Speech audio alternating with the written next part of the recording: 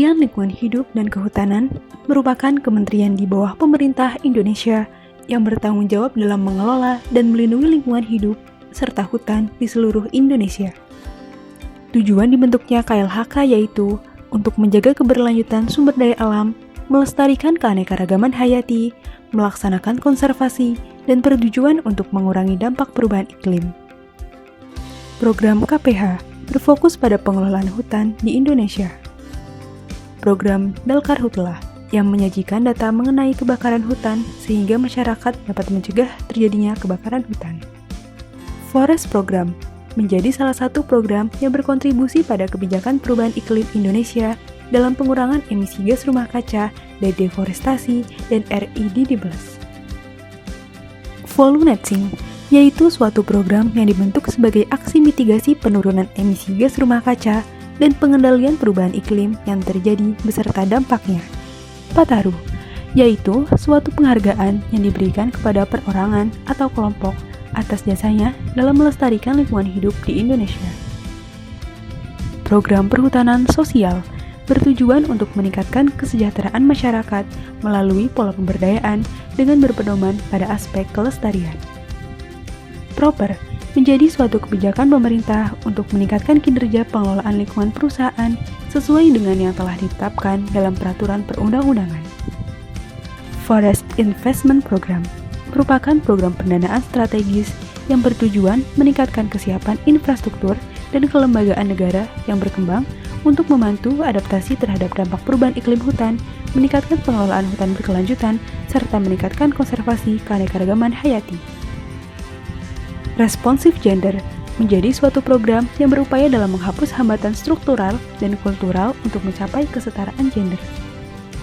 Balai Konservasi Sumber Daya Alam atau BKSDA Yogyakarta merupakan salah satu unit pelaksana teknis yang berada di bawah Direktorat Jenderal Konservasi Sumber Daya Alam dan Ekosistem Kementerian Lingkungan Hidup dan Kehutanan yang berkedudukan di Daerah Istimewa Yogyakarta. Tugas pokok BKSDA adalah menyelenggarakan sistem konservasi sumber daya alam hayati dan ekosistemnya di kawasan cagar alam, suaka marga satwa, taman wisata alam, dan taman burung. Balai Konservasi Sumber Daya Alam Yogyakarta juga melakukan koordinasi teknis pengelolaan taman hutan raya dan kawasan ekosistem esensial berdasarkan ketentuan peraturan perundang-undangan. Balai Konservasi Sumber Daya Alam Yogyakarta dalam pelaksanaan tugasnya meliputi dua kegiatan utama, yaitu konservasi in situ dan konservasi ex situ.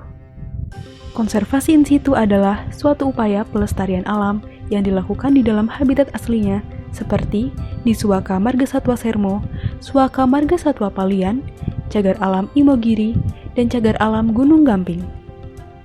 Sementara itu, konservasi ex situ adalah upaya pelestarian alam yang dilakukan di luar habitat aslinya, seperti kebun raya, kebun binatang Gembira Loka, Yayasan Konservasi Alam Yogyakarta, penangkaran, dan stasiun Flora Fauna Bundar.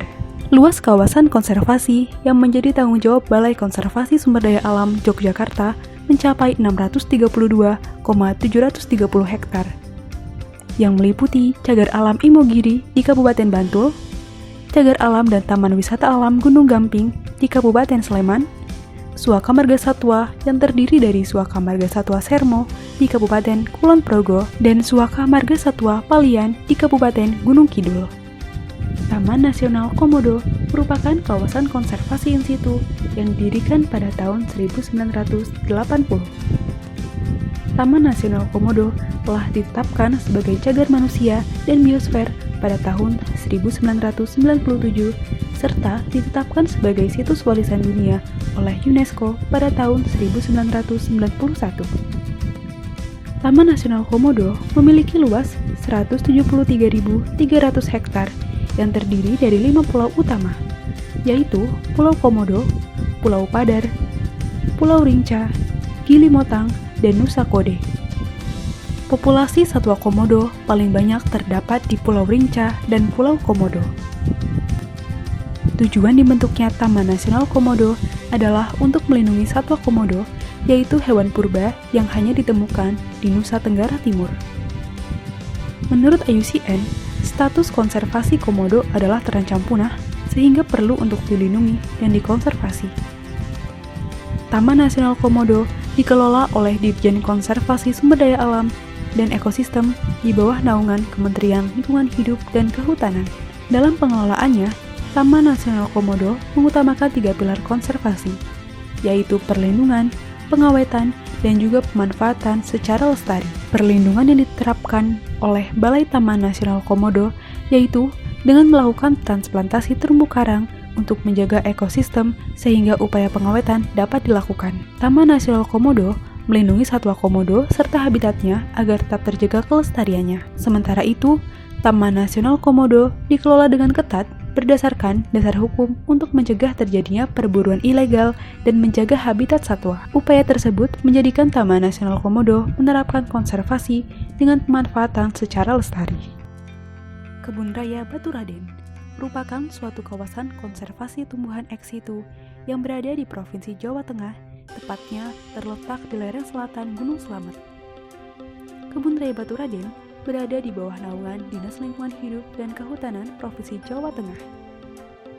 Lembaga konservasi ini berperan dalam bidang konservasi, pendidikan, penelitian, wisata, serta jasa lingkungan. Tema dari Kebun Raya Baturaden yaitu tumbuhan pegunungan Jawa. Perbanyakan tanaman.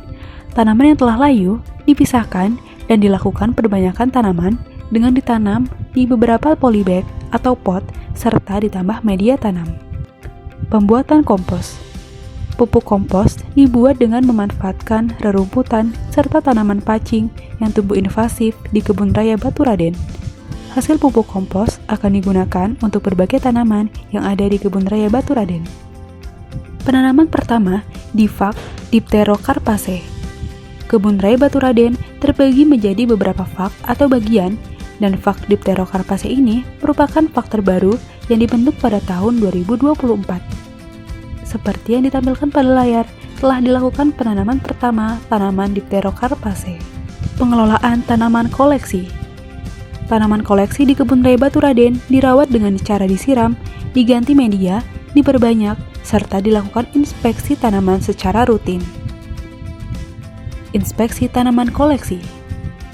Dalam kurun waktu tertentu, dilakukan inspeksi atau penataan ulang tanaman koleksi di Kebun Raya Baturaden. WWF didirikan secara resmi pada tahun 1961 di negara Swiss.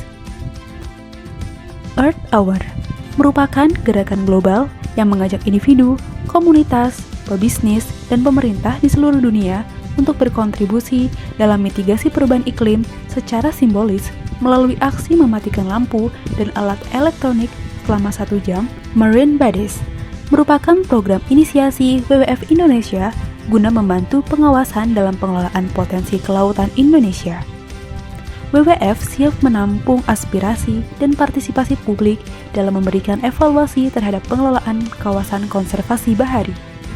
Kehati merupakan lembaga penghimpun dan pengelola sumber daya alam yang selanjutnya akan disalurkan dalam bentuk dana hibah, fasilitasi, konsultasi, dan berbagai fasilitas lain yang mendukung upaya konservasi. Mangrove Blue Carbon merupakan upaya pelestarian dan pemanfaatan berkelanjutan ekosistem mangrove sebagai upaya mitigasi perubahan iklim. Kehati mengajak semua pihak. Kehati bertujuan untuk menunjang berbagai program pengelolaan keanekaragaman hayati Indonesia serta pemanfaatannya secara adil dan berkelanjutan.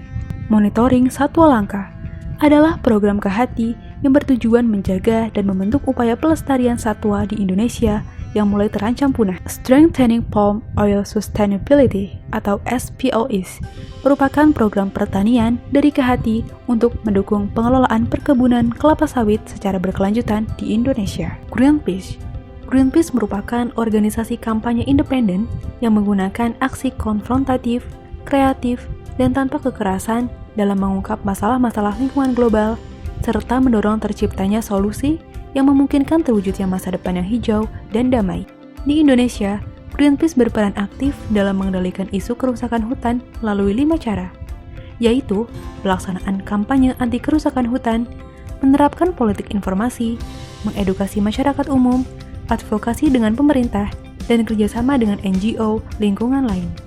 Kampanye lingkungan melalui kegiatan bersepeda.